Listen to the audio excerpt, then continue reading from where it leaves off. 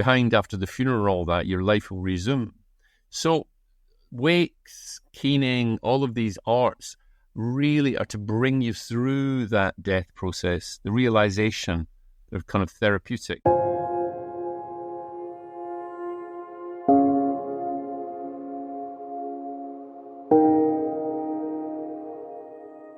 Hi everybody, and welcome to another episode of the Glam Reaper Podcast. I'm your host, Jennifer Muldowney, aka the Glam Reaper. And on today's episode, I'm very excited because I'm joined by a fellow Irishman, although kind of Scotsman. We'll get into it. But it is the amazing author, filmmaker, and recent band member, which we'll get into also, Kevin Toolis. Kevin, nice to meet you. Hi, Jennifer. Nice to meet you too, across the ocean. I am literally in Achill Island, so the only thing between us is just 3,000 miles of water. You could swim. Just a little bath, just a little bit of water. So you are actually in Achill, amazing. But you were born in Scotland. I love the Scottish. I actually just got to Scotland at the start of this year doing a celebration of life, which was incredible. Scotland, oh, it's just so beautiful. But you're Irish. You recognise yourself as being Irish, is it?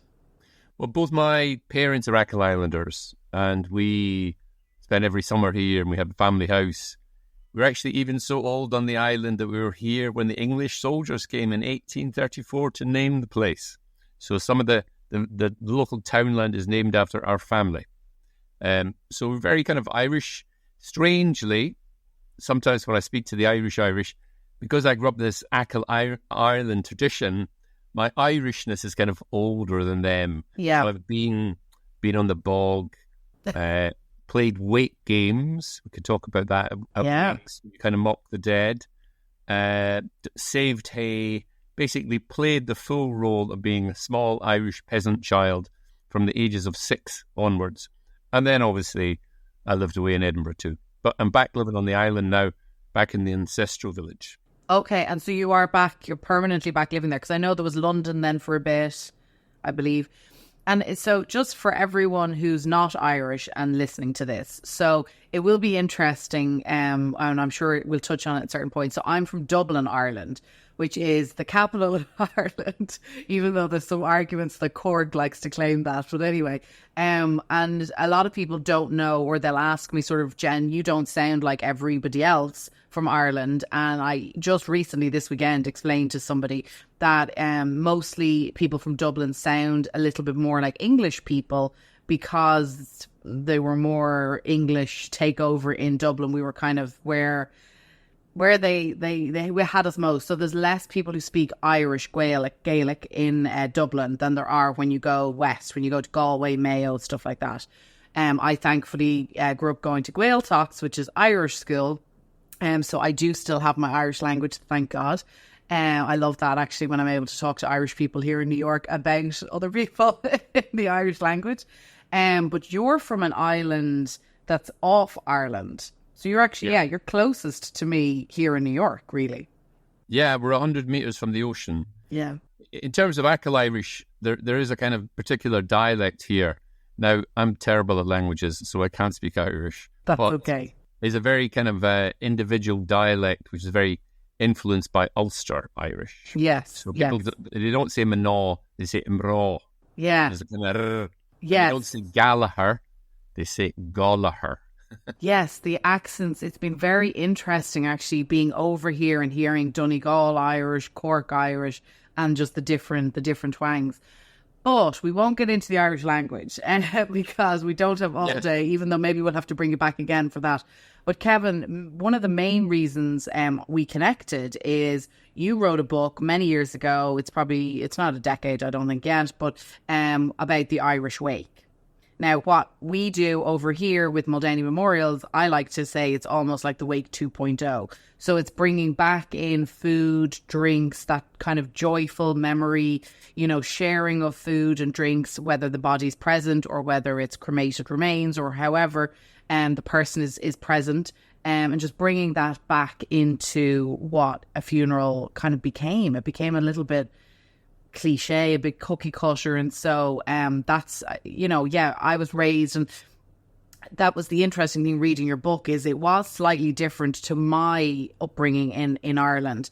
probably because I'm from Dublin, and Dublin would be like New York versus Ohio, I guess, you know, in terms of just the way Dublin became a lot more commercialized really quick and stuff. So like the removals left Dublin funerals a lot quicker than it has down the country yet. But I still did do the wakes with the body physically being in the room, open casket, you know, sharing food and drink around the body. So tell us a little bit about the book, if you don't mind, for people who don't know about it and who are going to go out and get it hopefully after this. So the title of the book is My Father's Wake, How the Irish Teach Us to Live, Love and Die. And really it's both a personal memoir, but it's a sort of guidebook about what the wake means, why do people do it. And I suppose it's principally grounded in my own father Sonny's death on the island. Now Sonny had a pretty hard death in the sense he had pancreatic cancer, but he had a great death in terms of like having an Irish wake. I mean, he really had you might call the sort of full bells and whistles job. He even had like a pre-wake where a lot of people came to see him knowing that he was dying, and they came to say goodbye. And so there was actually a line of people, like it was almost like a wedding house. There'd be a line of people in the morning. Sometimes he was tired, didn't want to see them. Other times they came to see him to say goodbye. And there was no kind of shame in it. There's an awful lot of openness. And really it sort of reflects the fact that there's many great things about Ireland, but one of the really great things is the openness around death, so that people aren't afraid to say, oh, I hear you're dying. I bumped into an old man the other day and he said, oh, hey, did you hear, Kevin? I've got cancer of the spleen and it's spread to the bowel and blah, blah, blah, but I'm feeling great. And that was the opening conversation. And then obviously the other thing essentially, of course, is that when people do die, there's a wake. They often they either die at home or they die in hospital, but the person is taken home. Lots of neighbours come round. The body's there. Death is a kind of like commonplace, so open social recognition. With my own father, I remember we were in the room, my aunt was there and she said, oh, come quick, he's dying. And I went into this room, tiny wee room, and there were 10, mainly women in it. Some of them strangers, some of people I'd never met before. I'm thinking, what the hell are you here for? And anyway, they broke out in the rosary. You know, Hail Mary, full of grace, the Lord is with thee. Blessed art thou and blessed the fruit of thy womb, and Holy Mary, Mother of God, pray for us sinners now. And the noise, the chorus grew louder and louder and louder. And they thought he was actually dying at that moment. And what I recognised then, I suppose I recognised it as a right turn of responsibility. They were like cradling this man into death. It was like a kind of lullaby, like the way that you might hold a child and you'd sing a song. So they were kind of holding this other human being who was doing that incredibly ordinary thing of dying. And it was an act actually of profound love and empathy, because of course the first best hope of life is that you will be born into a family and people who will love you. And the last best hope of life is that you will die within a community who will love you too, who will love you to death, literally. But then obviously do the right thing by you, you know, respect your body, give you a kind of proper funeral, lay you to rest. And one of the reasons for that is these are really, really old human beliefs. These are far before any organised religion. We feel we've got a kind of duty to the dead to lay them to rest, partly because our ancestors are a bit scared that if you didn't do that, they'd come out of the grave, out of the spirit world, and they'd come and haunt you forever. So we have to do the right things by the dead, regardless of how tragic it is, and lay them to rest. And that's one of the things why I think we find murder so abhorrent, or mass graves. Because obviously murderers always hide their victims. They bury them without a Christian burial and unmarked graves. They sort of lie and cover up atrocities and war. And we're kind of disrespecting the humanity of others. So these are really profound psychological beliefs that underpin all human society, and the Irish are just really brilliant at it. Yeah, it's interesting because one of the things that I'm famous or not famous or whatever for, but I've said often, is I think the Irish I actually don't think we're good at death. I think we're good at funerals. So, because in my experience, we are such a superstitious country. So, like, if you said to somebody, like I've often said to my mum, "Oh, mum, that necklace is lovely," or "Those earrings are gorgeous," and she'd start to say, "Oh, well, you can have them, when your number's on them," and I'd immediately, or my reaction should immediately be, "Oh, don't even talk about it." So we're good at it in certain respects, I feel, but in other respects, we're so superstitious. Kind of touching on what you said about how if it's done disrespectfully, then there's a chance that the banshee is going to come back and get us. And you touched a bit there as well on the women, and that's obviously a famous, like the Keening woman, the Ban Queencha, coming in and the prayer. Even though it's the prayer, which is obviously specific to certain people, it's more of the melody and the lullaby. And yeah, it's fascinating. There was an ad years ago, it just reminded me there, I think it was PlayStation or something. And it was an absolutely brilliant ad. I must dig it up somewhere, where it basically showed us kind of scuttling through life and how we're born, and how it kind of took us off as a rocket, like a human rocket, and how it brought us then back to how it's full circle. I've often said it, we kind of are born into this world naked with no shame, no guilt, nothing. And then we go back basically naked. I mean, you can put clothes on us, but it's not going to do much good. It's just, it's such a fascinating idea. And I do think the Irish are incredible. We did an interview with, I'm not sure if you know of him, Frank Crummy, the legendary Frank Crummy, who is getting on. I saw him only just last month, thankfully, for his 86th birthday. He's an incredible man and legend in Ireland. But I remember him talking about the Irish wakes and how his kids, you'd get a bag of chips, and the good china might come out as well when somebody died, and the good food would come out. And, if you dropped it in on top of the corpse, you went in and got it.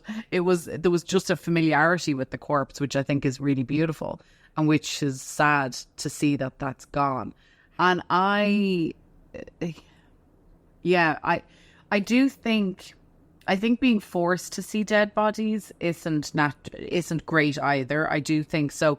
I absolutely hear everything you're saying, and I think it should be more normalized. I think children, it should be a thing. And, just recently my niece and nephew lost their great grandmother, and, then all of a sudden they were terrified that other people were going to go as well. But I do think you have to start introducing that early to children for them to start getting understanding and not be scared, and not in a scary situation. And I know the former president of the NAFD in the UK, John, he's doing a brilliant job of trying to bring bereavement into schools, where it should be taught, like sex education and all, like fundamentals. Most likely, is everybody going to have sex in their life, and is everybody going to die? Those are the two. Never mind the taxes, actually, because I don't think everybody pays taxes, let's be honest. So that's nearly outdated. But what I do find interesting is that I do think there should be a choice. And I sound very millennial, I guess, when I'm saying this. But for example, for me, I've seen obviously hundreds of dead bodies. I do this for a living. But when it comes to my own people, and I've no problem seeing them. But when it comes to my own people, I do have preferences. Like, unfortunately, one of my friends passed away, and unfortunately he drowned. And seeing him, unfortunately, I wish I could reverse time. It was exactly as you said. It was a very Irish thing. I was just brought into the room because that was the natural thing you did, and I just wish I could have had that choice. And unfortunately, then I was there, and you can't take it away. But now that's the face that I see instead of his lovely. And when somebody drowns, it's tough on the body, and depending on how the person has passed away and the quality of embalming, it can definitely make the body look. And equally here in America, I've obviously done some Irish funerals, and then I've attended some funerals that I've had nothing to do with. And there is, which isn't a part of old Ireland, but embalming is a huge new thing, right? New commercialization of death. And I do feel like embalming, and I love Glyn Talon, who's an incredible embalmer in Ireland. His work is brilliant. But there's some people who are not so great at it. And you see these young, beautiful girls who died by suicide or just died tragically young. And they're done up like a 90-year-old woman. And you're like, what? This isn't my friend. So I do understand the need to hang on to the memories of the person laughing. But at the same time, there needs to be this comfortability with death. So it's a tough one, Kevin. Yeah. You either adopt something like a kind of closed English system. Like I remember there's Auntie Marge in England. She died. There's this funeral that took place 8 weeks later. I wouldn't even call it a funeral. I call it like a memorial service. They arrived in the big Mercedes, West London crematorium, wheeled her in a box.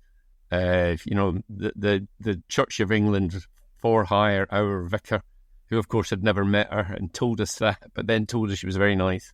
And then we had an English wake in the golf club afterwards. And she was like a kind of big person. She'd been a human resource officer in what became the University of London. If that was in Dublin, there would have been like 800 people at her funeral. There was like 30. They were all old. Everyone had been drawing their pension for about like a decade. She was 82. And it was a really small little squib to the end of her life. I'm not sure how therapeutic it was. She was actually in a kind of racially mixed marriage, and that wasn't referred to at all. It was just like she was, kind of product in the machine. Yeah. And obviously there's no viewing of the body, and particularly in England, I'd be quite critical, and other undertakers would be critical too, that it's actually very difficult to get buried very quickly. I mean, by quickly, I mean 4 to 6 weeks. And that is tricky, I think it's tricky for a lot of people in terms of their grief.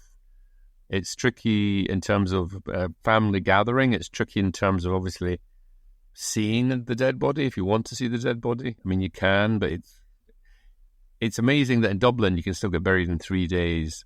And I think you'd struggle in the UK to get buried within 3 weeks anywhere, or cremated. You'd be doing really, really well. So, wow. And Dublin is the city of a million people, and the Vikings were there. And, the Romans never got there, but it's a pretty old city. It's not like it didn't just arrive yesterday. No. So we've been burying a lot of people in Dublin for a long time. Yeah, and the two main families that do the funerals there are even more in competition than ever. I think the two of them have opened up 2 new facilities in the same neighbourhood. So whenever I go home, I laugh. I'm like, the funeral wars, family wars are still going on. So the Irish wake is so interesting, and it's got so much validity to even, applying it to today. And I think, well, for me, obviously, because it's what I do for a living, but for me, I think it's bringing back, or it's modernizing the aspects that I really think are important. And when I'm working with a family, it's, food and drink, it almost sounds like commercializing it again. And yes, you're getting caterers and you're doing all this biz, but at the same time, it's like having the service and it being a personalized service, even if the person is Catholic or Jewish or whoever they are, but having it a really, truly personalized service. And then just allowing people over food and drink to share memories rather than it's just, boop, it's over and let's move on and now back to reality. And even I'm a celebrant now, which my grandmother would probably be rolling in her grave because I was raised Catholic, as most Irish people were.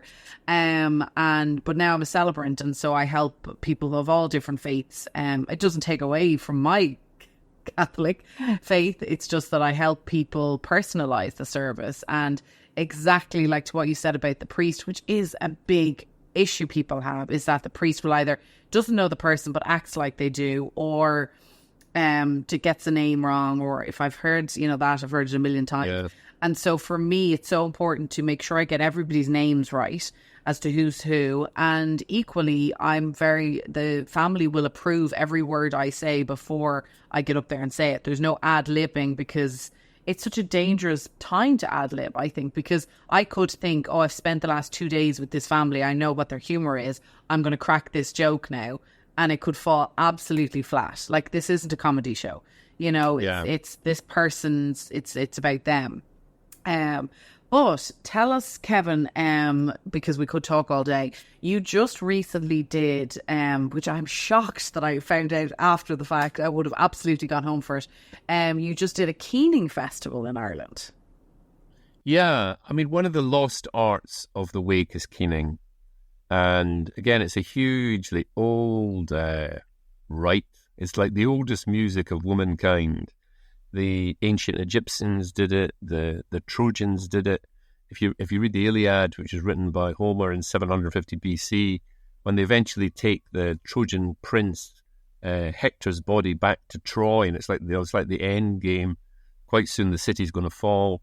All the Trojan women rush out into the street and they keen, and then eventually they sort of take him home and they kind of wash him up. And Homer says, and then we have the minstrels of the dirge. And they're these keening women. So you've had that. If in Roman London as well, you would have keening women. In Ghana today, you can still hire keeners. And I would love to reintroduce, hire professional keeners. And we might think, oh God, that sounds so fake and insincere, but it's no more insincere than, in a sense, hiring the hearse driver. You hire people, you hire undertakers. Pallbearers. Keening brings on a kind of catharsis of emotion. People often used it to sort of elevate the status of the deceased, show how sad everyone was, how important they were. But also it is a way of sort of bringing on emotion. Our ancestors did it for a really good reason, is that you get this intense burst of emotion, but you kind of move through the grieving process quite quickly. And that's also part of the Irish wake, which is so therapeutic, is people come together and they kind of shake your hand. Sometimes if you're one of the principal mourners, you'll shake 400 people's hands. Yeah. But all the time they're saying, okay, it's a cliche, sorry for your trouble. They're also kind of squeezing your hand a little bit, and then they're psychologically saying, they're dead. I know they're dead. Do you know they're dead? They're dead. They're dead. And of course, Joan Didion does this at the Year of Magical Thinking, where the husband dies, and she has to keep the shoes in the bottom of the bedroom because in case he comes back. Yeah. It's quite easy to sort of think that behind after the funeral that your life will resume. So wakes, keening, all of these arts really are to bring you through that death process, the realization. They're kind of therapeutic. So we had this keening festival to kind of celebrate it all. We had walks and talks, and there's another side to the wake. This comes out in bardic poetry, where we all gathered together around the dead body to bring it through this solar cycle. But one of the deep, deep beliefs was that it was a kind of dodgy place, that once you have opened this doorway for the soul to depart into the underworld, you're pretty fearful about what was coming back through that doorway. And that is what people do, is when you wake through the night, you're there to basically man the gate of chaos against Hades' invading horde until the glorious life-giving sun rises in victory again. Immortal soldiers, stalwart, forever gathering themselves, dying in each other's lives and living on in each other's deaths at every wake ever since. That's from a bardic poem I've written called If I Could Sing. But basically, that's what all those old men sipping bottles of Guinness at 3 o'clock in the morning on a hard seat are doing in some small Irish island. They're guarding the natural world against the invasion of spirits. They're our last mortal defense. And of course, it's all that idea that the supernatural and the natural are all kind of mingled up together, and that you have to lay this person to rest so that these horrible supernatural forces don't kind of burst in. When you think about it, it's a really common grief reaction for the bereaved to see they're dead for 3 months, 6 months. Really, they come in their dreams. And of course, if you were in the past, you said, well, that's them. That's their spirit appearing. And, there's often this happens in the Odyssey. They say, well, you haven't really buried me. You better come back and give me, put me to rest. You promised. And so it's this idea that this vision, this dream that you have is this, voices from the other world. So we're all gathered there. We've got our shoulders to the door, making sure that Hades' invading horse aren't bursting through. And hopefully that Auntie Maudie is soon on her way safely. There's also a tradition in Achill Island to what they call the stickers. And the guys who actually spend all night sitting up, they in the morning, they get a decent Irish fry, bacon and sausages, before being sent on their way. That sounds about right, all right. Yeah, it's so funny how so much in Ireland revolves around food and drink. Yeah. As a motivator or as a keep the peace. So the festival, was it a success? Will it happen again, do you think?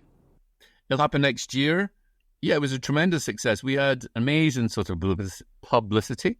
We had lots of people come from the UK, some from Germany. What it was is people kind of recognised that the Irish wake, keening, that these are really almost like the centre and core of Irish culture.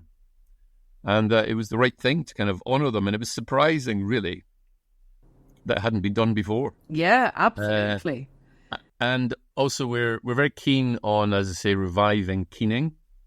And there was a great Seanos singer there called Katrina Hanawine, whose own grandmother taught her keening in the 1960s in Connemara. My own great-grandmother was a keener in Achill. And even with Sonny's death, that we didn't do kind of formal keening, but we did something really, really similar to keening. When one of my aunts would first come to see her brother, who was my father, this interesting about wakes is that you begin to realise is that the man I knew as my father, other people knew as their brother or their workmate or their colleague. They all had these different aspects. But anyway, when my aunts would turn up to look at their dead brother, there was this whole wave of kind of keening that went through the room through all the women, and it went through me too. And there's a wave, a kind of catharsis of emotion that was bringing out this grief. And that was a good thing. There's no shame in that sorrow. And if you can't cry when someone that you've loved has died, then when else? Yeah, else in life? Absolutely. Absolutely. Yeah, no, it's very, very interesting. And when is the festival? When will it be next year? It's in May of next year. It'll be May the 17th to the 18th. It's in Mulranny, beautiful part of the world. Excellent. We don't want to sort of turn it into some sort of academic, here we are and such. It's a participatory. One of the most amazing aspects of the festival was a kind of sharing. For instance, there was a palliative care nurse there, and she was talking about how feeling slightly embarrassed when one of the patients was dying at home and she was in, and they wanted to sing. And so they thought, what's she doing? So they all began to sing.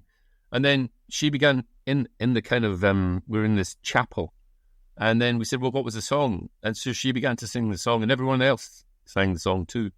And it was very moving. It's important. It's not like, the festival's not a kind of lecture of experts. It's there to gather in, to share, to, in some ways, to revive these lost arts of the wake. So that little bit of poetry is from a bardic poem that I've written about the island called If I Could Sing. I've given another little verse. If you could hear my song, you too would listen in rapture to the Imrá Cínse, keening women crying out, heart-struck still for Hector and his children, sundered in the same grieving, that the living and the dead must commingle in the sickening, the dying and the grave.